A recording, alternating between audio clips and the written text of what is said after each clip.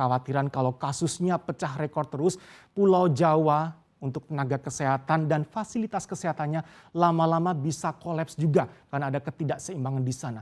Dengan bed occupancy ratio yang dimiliki Jawa Barat saat ini, seberapa aman kalau kita berbicara mengenai antisipasi dari kolapsnya tenaga kesehatan dan fasilitas kesehatan khusus untuk Jawa Barat?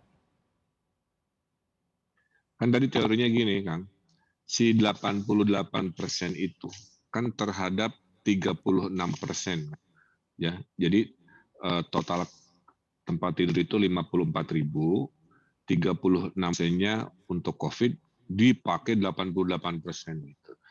Nah, jadi sebenarnya masih ada ruang menuju 60% dari total tempat tidur. Nah, kalau momen itu terjadi, barulah masuk skenario kedua, Kang, Ya. yaitu mengkonversi gedung negara, mungkin sekolah, mungkin lapangan untuk jadi rumah sakit darurat.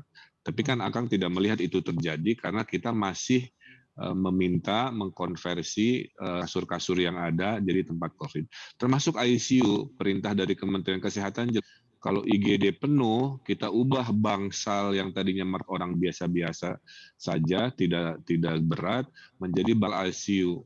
Maka minggu ini pemerintah sedang beli alat, Kang, ventilator, monitor, untuk jangan sampai yang ICU ada di tempat parkir, tapi digeser ke daerah di zona-zona tempat perawatan mereka yang tidak perlu ICU. Nah, jadi per hari ini saya adalah masih terkendali, ketersediaan tempat tidur masih bisa kita tingkatkan di dalam gedungnya sendiri, tapi kalau momen sudah 60%-nya tercapai, mudah-mudahan sih tidak ya, tapi kalau iya, baru skenario kedua yang sudah kita siapkan, yaitu membuat rumah sakit berat, tenda itu akan kita siapkan. Tapi belum masuk ke level itu dan mudah-mudahan sampai.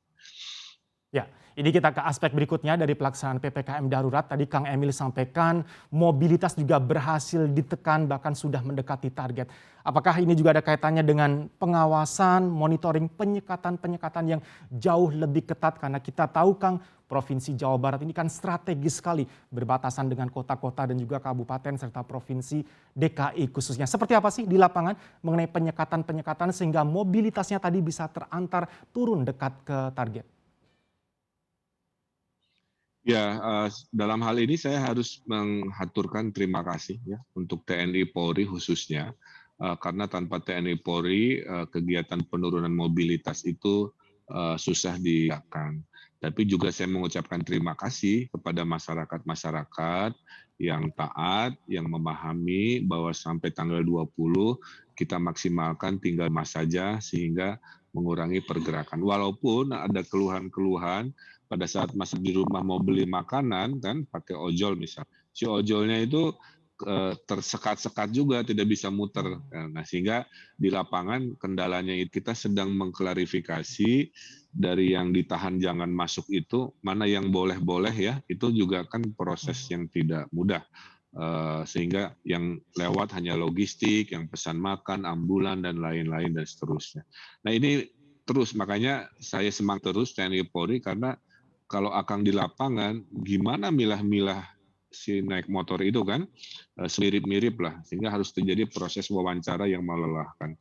Nah, tapi itu terus kita lakukan, karena secara teori pandeminya, kalau terkejar 30% terjadi penurunan, maka kasus aktif ada kajiannya lah kira-kira ya. Kalau tanpa penurunan 10%, kan kira-kira si angka kasus kita melompat dalam beberapa hari ke depan. Tapi dengan penurunan 30%, maka kurvanya itu akan melandai. Maka demi rumah tidak kolaps, kan begitu ya, demi kasus tidak meledak, mari dan terus kita perjuangkan agar mobilitas itu bisa turun -3, syukur-syukur bisa 50% gitu. Install aplikasi kami CNBC Indonesia di Google Play Store dan App Store untuk mengikuti perkembangan terkini berita bisnis dan ekonomi.